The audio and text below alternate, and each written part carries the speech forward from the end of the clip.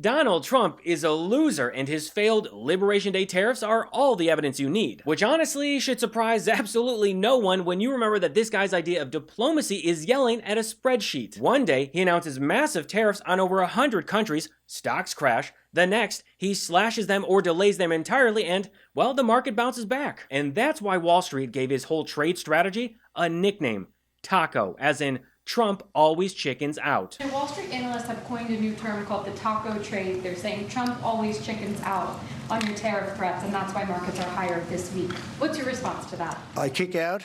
Chicken out.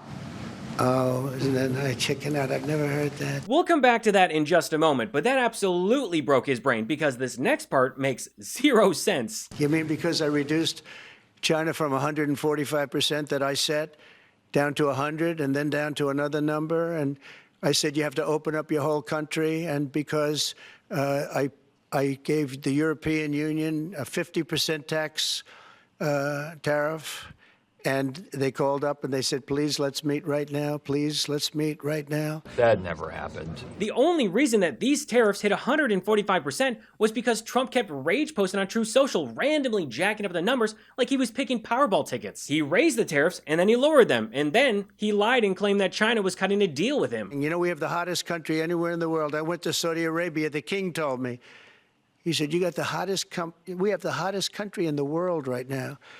6 months ago, this country was stone cold dead. We had a dead country. We had a country people didn't think it was going to survive, and you ask a nasty question like that.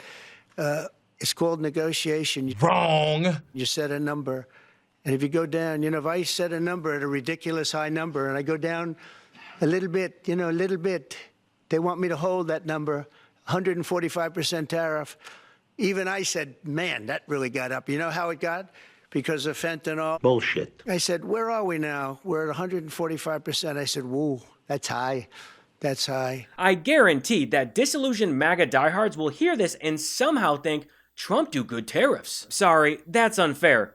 To Neanderthals. Even they would know they're getting lied to and conned. It's been over 120 days since his inauguration and more than 50 days since his so-called Liberation Day tariffs, and he still has zero deals to show for it. Just one big fat egg, which honestly pairs perfectly with him being a chicken. All that chaos and all those lies, and the only thing he's produced is economic whiplash. Just look at the stock market. Every time Trump talks, it tanks. And every time he chickens out, it bounces back like it forgot what year it is. On April 2nd, when Trump issued his sweeping Liberation Day tariffs, the S&P 500 tanked over 12% in the following days. On April 9th, Trump announced a 90-day pause, which ignited a furious stock rally that included the best day for the S&P 500 in nearly 2 decades. Meanwhile, the index has gained over 1% since mid-May, when the White House announced a framework trade deal with China that lowered tariffs for 90 days. And then, the latest example came just last week after Trump announced a 50% tariff on the EU starting on June 1st, which sparked a slide in the stock market that same day. Then, over the weekend, Trump announced that he would delay the tariffs until July 9th, and the S&P 500 rebounded by nearly 2% as traders returned from Memorial Day. If it isn't clear by now, this moron has absolutely no idea what he's doing. I mean, he even tried taxing an island called McDonald Island, which, to be clear, is uninhabited and full of penguins, not quarter pounders. And according to new polling data, most Americans believe that Donald Trump has no clear plan with his tariffs. The voters, they are confused too.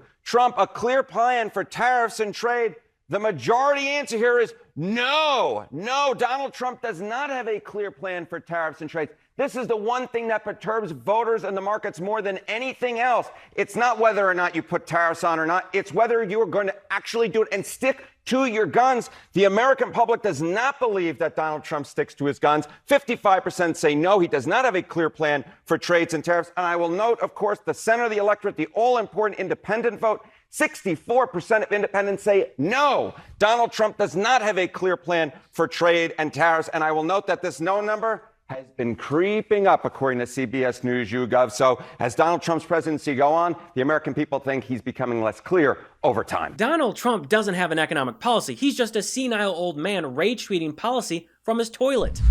I'm so excited to share with you C15 from Fatty 15, the first essential fatty acid to be discovered in more than 90 years. And get this, studies have confirmed that Fatty 15 has 3 times more cellular benefits than omega-3 or fish oil. It's an incredible scientific breakthrough to support our long-term health and wellness, and You guessed it, healthy aging. Fatty 15 co-founder Dr. Stephanie Van Watson discovered the benefits of C15 while working with the U.S. Navy to continually improve the health and welfare of aging dolphins. Based on over 100 studies, we now know that C15 strengthens our cells and is a key longevity-enhancing nutrient, which helps to slow biological aging at the cellular level. In fact, when our cells don't have enough C15, they become fragile and age faster, and when our cells age, our bodies age too. This eventually led to studies finding the first new nutritional deficiency in 75 years, called cellular fragility syndrome, caused by a lack of the essential fatty acid, C15. As many as 1 in 3 people worldwide have low C15 levels and cellular fragility syndrome. Fatty 15 is clinically proven to raise C15 zero levels, resulting in lower cholesterol levels, healthier liver function, improved gut microbiome health, and improved red blood cell health within 3 months. Best of all, Fatty 15 comes in a gorgeous reusable glass bamboo jar, and refills are shipped right to your door. Fatty 15 is on a mission to optimize your C15 levels to help support your long-term health and wellness, especially as you age. You can get an additional 15% off their 90-day subscription starter kit by going to fatty15.com/Gabe and using code Gabe at checkout. And now, the courts have finally had enough. A 3-judge panel of the U.S. Court of International Trade unanimously said that Trump overstepped his authority and invented an emergency that didn't exist. White House Deputy Chief of Staff Stephen Miller wrote online, "The judicial coup is out of control." Ellie, is this a judicial coup? What is this court? No, this is a fully legitimate federal court. I should note, this was a 3-0 opinion. The 3 judges on this court were appointed by President Reagan, President Obama, and President Trump. So I don't know where they're getting this coup language from. And the core of the ruling is this. Typically, it is Congress that controls the tariff power. However, Congress can pass laws giving that power to the president in certain instances. They did that years ago in a statute called the IEPA, the International Emergency Economic Powers Act. Trump then declared, okay, we are in an international economic emergency because of our trade deficits, because of other economic worldwide factors. And this court unanimously 3-0 said that is not an economic emergency. That is not what the law means. Having trade deficits, which we've had for 49 years continuously, that is not an economic emergency, and has now struck down for the time being all of those tariffs that were put in place on Trump's first day and then on quote-unquote Liberation Day, April 2nd. Again, this was a Reagan-appointed judge, an Obama-appointed judge, and a Trump-appointed judge. And after that ruling, the market loved it. Stock futures surged the moment that the ruling hit. Awkward. It should be noted, a day after, the U.S. Court of Appeals for the Federal Circuit issued an order staying the trade court's ruling while it considers motions from both sides, which means it's a temporary pause on the ruling, not a ruling on the merits. Now, what makes this even more embarrassing is that on the exact same day of the original ruling, Trump found out that Wall Street had been mocking him behind his back with the nickname Taco. I kick out? Chicken out.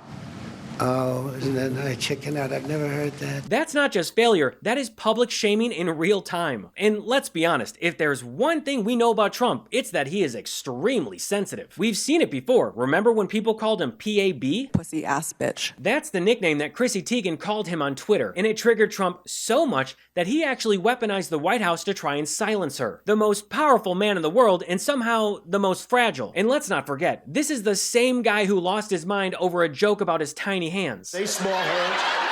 And this whole cowardly routine, it's not just Trump, it's the entire MAGA movement. This video by a MAGA TikToker is a perfect example. Not one specific liberal creator that I wouldn't spar with. It cracks me up when I see Good Trouble challenging people to a push-up competition. A push-up competition. Like we're 5 years old. Any of y'all. I will raise funds and just do a national tour and just go all over the place sparring against you guys. And it'll end up just like political punches when y'all were like, oh, that's just like MAGA to have to bring violence into it. Then don't run your mouths. Don't run your mouths.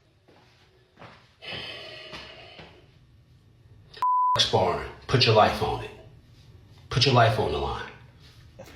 I make left-leaning political content. Let's fight.